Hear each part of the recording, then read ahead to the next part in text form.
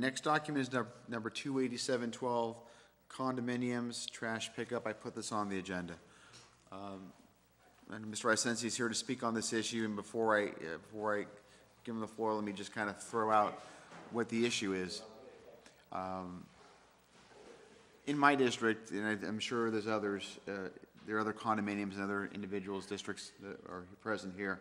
The condominium owners pay the residential tax. That's $14.29 per thousand. Now, they do not have their trash picked up like other single-family homeowners have their trash picked up. So they are having to hire an independent private company with a dumpster to go ahead and pick up their trash. And they have contacted me and expressed to me how they believed it was unfair that while other homeowners are paying the same rate and getting this service, they pay the same rate and have to pay an additional amount of money to have their trash picked up, and they were very concerned about how unfair it was.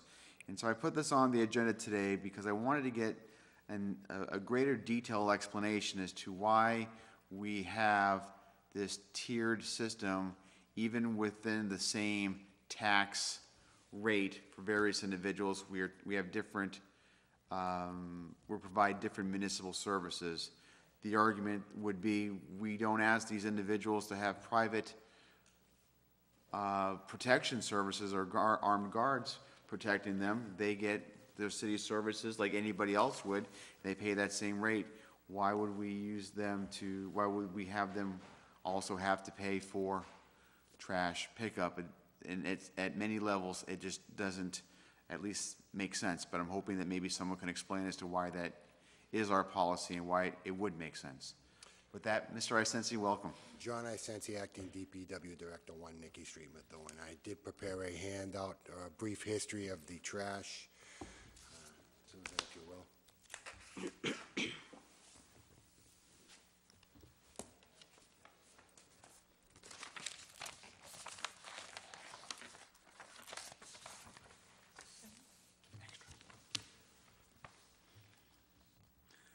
And if you'd like, I'll read it as sure. I have it out in front of you. This is in response to Councilor Laplante's request for documentation on condominium trash pickup. Please consider this as a response to your request that I appear before you to discuss trash collection, specifically for condominiums per document number 287-2. As you know, the City of Lawrence has a new trash vendor for the first time in many years.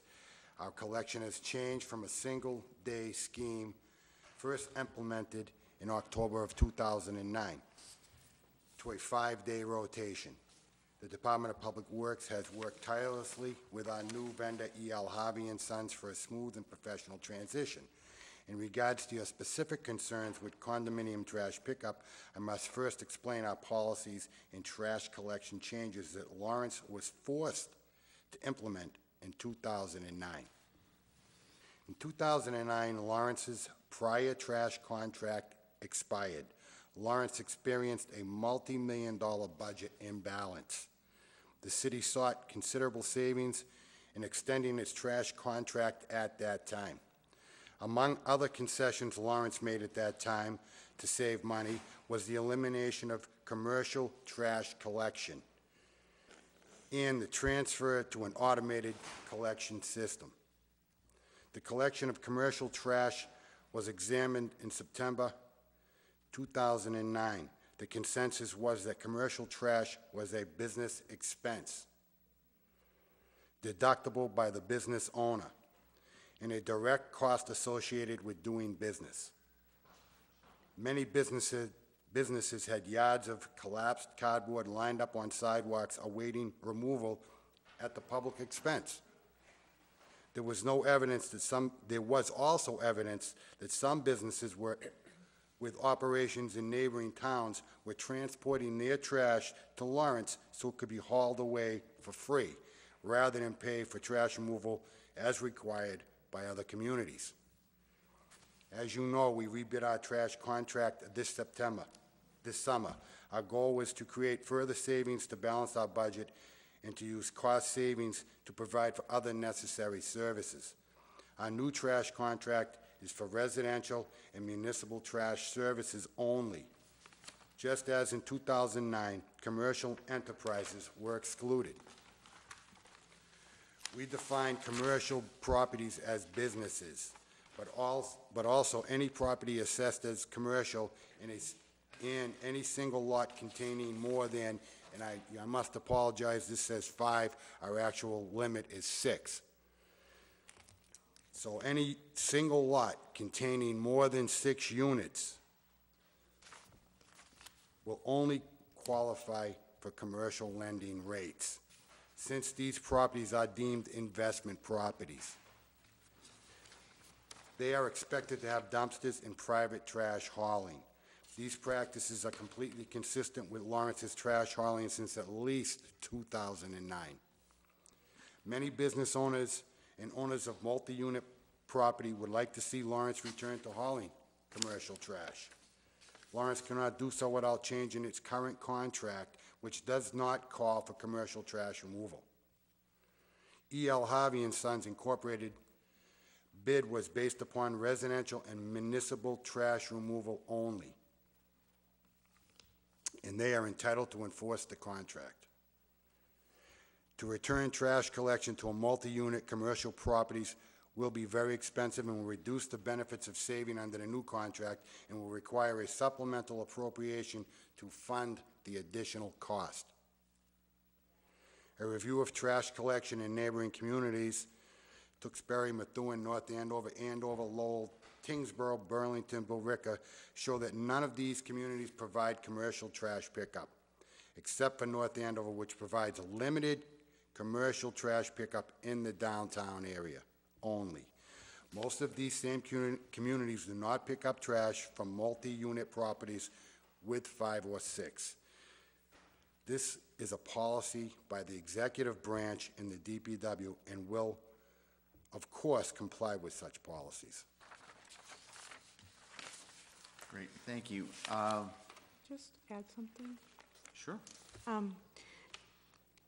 One thing to keep in mind is when you develop a condominium, you have increased density.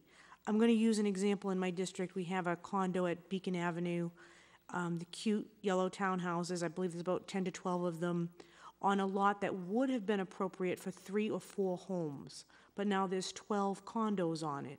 At the time of the initial investment, the developer, when he meets with the zoning board and the planning board, as part of the negotiation process, one of the caveats that those boards put on his final project approval is that they will do their own trash haul off for anything over the 5 units.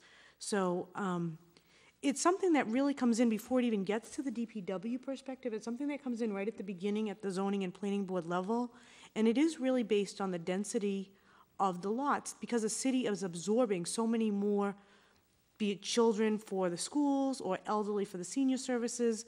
In that density issue, the developer makes the trade-off that they will absorb the trash. Now, that becomes a marketability issue for that developer when he goes to sell the units, and a desirability for people when they're buying those units, but it's something that should be disclosed to people at the time of purchase. But I will say, I know that in Andover, Haverhill, Methuen, here in Lawrence, most of the towns that Mr. Isensei listed as well, that is the common practice, and it is done because of the density that's allowed at the permitting process is much greater than the density which would be if you only did single-family homes. So in that trade-off, the condominium management company or the developer is going to absorb the cost, and they do that usually in the form of the condo fees. So I do want to point that out, that it's not something unique to Lawrence, and it's usually rationalized back to the density being much more dense in those locations. So it's just something to keep in mind as we talk about this issue. I guess my point would be, and I will get to you in a second, my point is that we have in our tax code specific language that deals with businesses. There is it's called commercial, industrial, and personal property tax rates, and that is a much different rate versus the residential tax rate. And there's apparently a reason for that. We have individuals here who have decided to purchase a residential unit. We are trying to encourage home ownership. We're doing whatever we can because our home ownership in the city is so low that we should be encouraging by all that we can to help individuals invest directly into our city and make that kind of capital outlay so that they are more committed financially and rooted into our city. The commercial information in the memo, I couldn't agree with you anymore. I mean, I think that you're right on.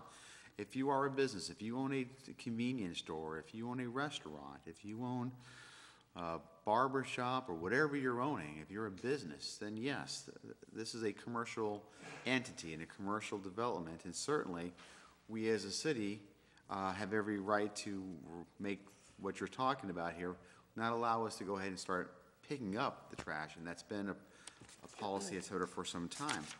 But when we are taxing individuals at the same rate, and yet we're denying them a certain amount of services, it's very hard to talk to that homeowner and say to them, well, you see, I realize that I'm paying the same tax that you are, but I get the blue bin, but you don't.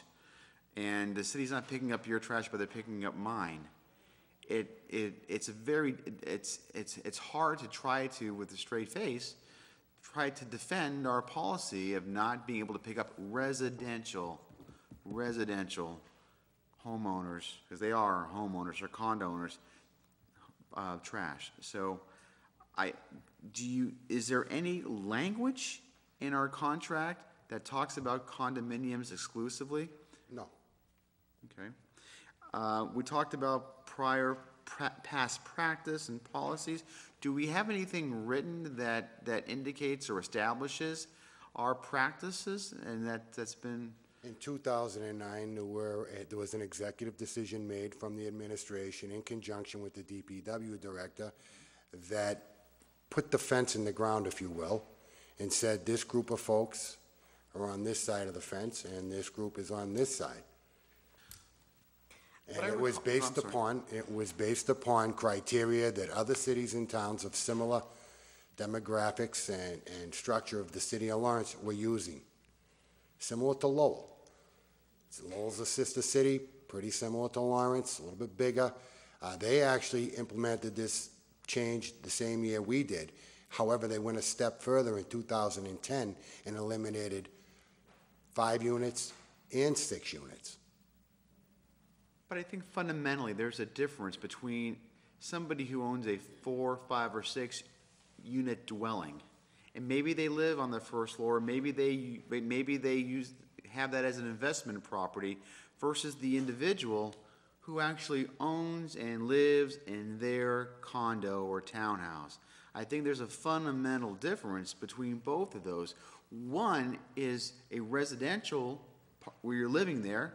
The other is a money-making potential operation where you have 4, 5, or 6 units potentially, and the idea behind that is to make a profit. That's the purpose of that business venture. So I think there's a fundamental difference between a 3, 4, 5, or 6 unit complex versus a condo. And it's just very difficult for me to accept the notion that a residential individual, I'm going to repeat myself, a resident who's paying the same taxes as any other homeowner in the city is somehow treated differently. And it's very hard to defend that. And I know that in 2009 there was a policy, and I'm with that policy on businesses. Trust me, we see, when we used to go down the road and see, and for example, on South Union Street, all the pickup of stuff from in front of all the different stores. I mean, it was tremendous cost. You could just see it. But this is we're talking about people living in these houses. It's a much different. Well, there is a bit of a now. If you go down Garden Street on the left-hand side, you see the rows of townhouses. They're all a conjoined building. You would say, "Wow, these are all conjoined. There's 10 or 12 buildings all together. Why did they get it? And why does this group of 10 over here not?" Is Gardner owned or rented? Garden, they're all owned. Okay. And that whole complex, that whole group of buildings, they're all subdivided. each individual lot. They all have it subdivided, so they have a lot. The building may be conjoined, but the properties are subdivided. The particular property you're talking about is X number of units on one lot. Now, if they subdivided, they'd instantly become eligible. But see, that to me is, so we're willing to go ahead and pick up the trash as long as they go through this process of subdivide. The fact of the matter is, they owned it today. If they subdivide it, they'll own it tomorrow. Can I just be devil's advocate? Like, in my district, we have the Pine Hills condominium. They're at the corner of Beacon and Mount Vernon. There's 4 units on a floor, 3 floors to a building, so 12 units in a building. There's at least 6 buildings. There's at least 72 units there, if not another building. I'm not positive. But I know there's no less than 72 units. They are condos. They pay the commercial tax rate. They've never got the city services from the time we had the blue bins or before. They've always had the dumpsters. That's an appropriate use of dumpsters. And to have 72 units on that small of a parcel, actually it's a good sized parcel. They have some woodlands in the back and stuff, but you would never have got 72 homes in there. And that was put through with the developer with the understanding that they would be responsible for their own trash pickup. I think a lot of the condos have that caveat in from day one because they're on one lot. I remember picking up, and I don't mean to cut you off, Counselor, but I remember picking up the condos on Beacon Street when we were doing trash as a city, just a little bit towards Andover Street on the right-hand side. I'm not sure the name of them. And honestly, just a massive, massive amount of trash week after week after week. It was incredible. You just could never can do that again. Honestly, it would cost us about $2.5 million more a year to start picking up all these condos. It's just that much expense. But I think you've got to bring it back to you bought something. Now, if you're a specific condo that you're talking about at one time got curbside city pickup, and maybe they did, and maybe that's what the differential is, but most of these condos never got curbside city pickup, or at least haven't in recent history. And to start introducing that now is a huge expense to the city when most of them, when they're developed or converted into condos, it's with the specific condition that you don't get curbside pickup and you've got to do that yourself. And when people buy into the condo, they're told that this is something you've got to do, it's part of your condo fee. And maybe the realtor needs to disclose it better, but that particular Lawrence Pride complex, when it was developed originally, was called Lawrence Pride. It actually had on their site plans a dumpster site. So clearly it was intended for a Yes. dumpster pickup, yeah. Yeah.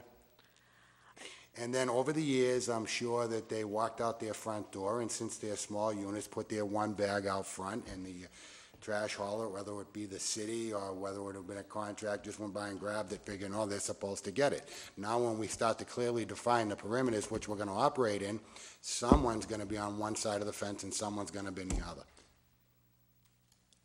The recommendation that I would have would be, if we're not going to go forward with their pickup, is to provide for them some sort of relief that at least acknowledges the fact, some tax relief, which acknowledges the fact that their services are lessened.